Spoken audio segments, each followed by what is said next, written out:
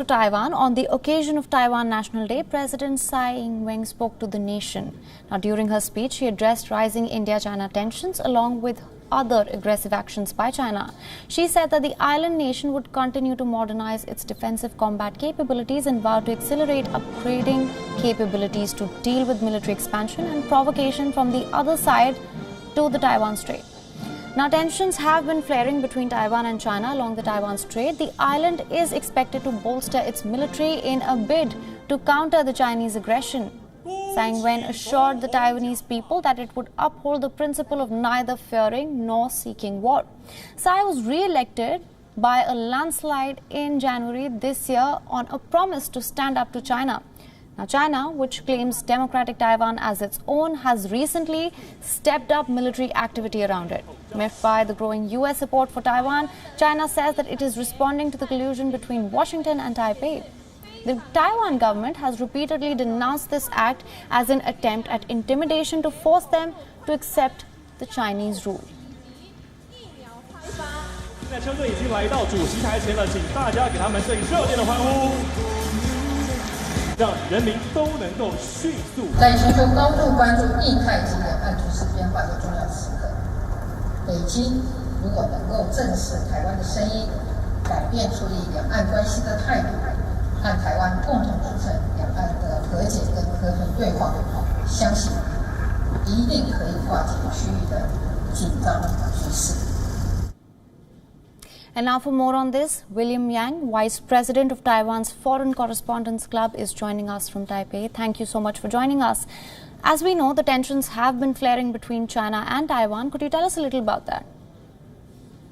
Right. So just this past week, the National Defense Ministry here in Taiwan published a report to the parliament here, and it showed that the number of times that the Air Force have to dispatch the aircrafts here to intercept Chinese aircrafts that were basically flying into Taiwan's AZID and also across the middle line of the Taiwan Strait have really doubled. And I think that's only one aspect of it. And the other aspect is that just over the last few months, there have been at least 15 attempts by Chinese military vessels or military warplanes flying into like the area around Taiwan to kind of it's a show of provocation, and it comes at a time when the U.S. have, in the past 2 months, sent high-level delegations to Taiwan, and at the same time approved more military cells, and also just a lot more heightened interaction. The level of interaction between Washington and Taipei has really triggered a very aggressive response from China,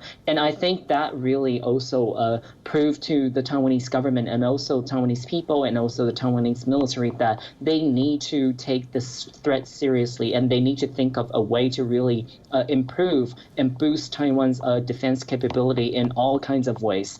Yes, I was going to come to that, and this was in fact an important part of her address. Now, can you tell us a little bit about Taiwan's efforts to counter Chinese aggression? They've also spoken about upgrading their combat capabilities. What can you tell us about that? Right, so Taiwan has actually increased the number of times of the live military fire drill around the island and over the last year. And also, obviously, one of the big part of Taiwan's improving and modernizing its military is by, seeking more military cells from the U.S. That has always played a huge part of Taiwan improving and also upgrading its military weapons and also its equipment over the last few decades. But, of course, a lot of the military experts just over the last week told me that they don't think solely relying on the U.S. Military cells is going to be enough to actually counter the real threats coming from China. What Taiwan needs to do, experts believe, is that they also need to improve and invest more into training their personnel and also increase the number of people that they can draft into the military at a time when there is heightened uncertainty coming in the region, and especially the aggression from China has really heightened. And so the National Defense Ministry has also announced some plans to actually expand the pool of the military personnel that they can actually draft and also draw, at a time when there is heightened military possibilities. Yeah. All right. The president also spoke about the India-China border tensions. How do you assess that? Right. So interestingly, I think one thing that we need to draw in the India factor here is that just over the last week, China has actually increased its threats against the Indian media. Telling them not to cover the National Day celebration. But apparently the Indian government and also Indian political parties actually responded by posting, some posters outside the Chinese embassy in New Delhi to show the congratulation to Taiwan. So that's, I think, a very strong proof, again, to China that India is not going to bow down to this kind of threat and also the so-called wolf warrior diplomacy. And instead, we also actually see that the border conflict between China and India has really heightened a lot of the tensions and attention and focus from the region, because these are two of the biggest countries with military powers and also nuclear powers that could, potentially escalate into a full all-out war. But at this point, I think both sides have agreed on a agreement to kind of a ceasefire. But at the same time, both sides are still, building up supplies at the border and also preparing for any kind of new escalation. So I think that's another conflict that will basically be like the cross-strait conflict here, that both sides will have to be very vigilant and on high alert at all times over the next few months or even the year to come. Yes, William, that is correct. Now, can we expect a response from China on this?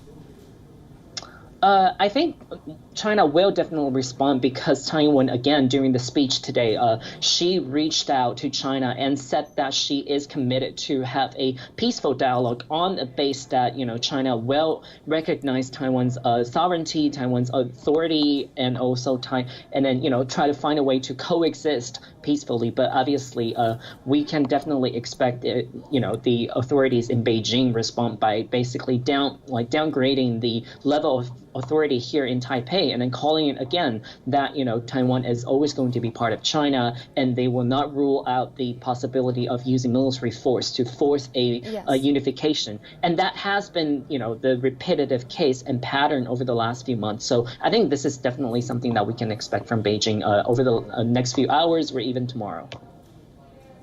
All right, William, thank you so much for your inputs on this. Thank you for having me.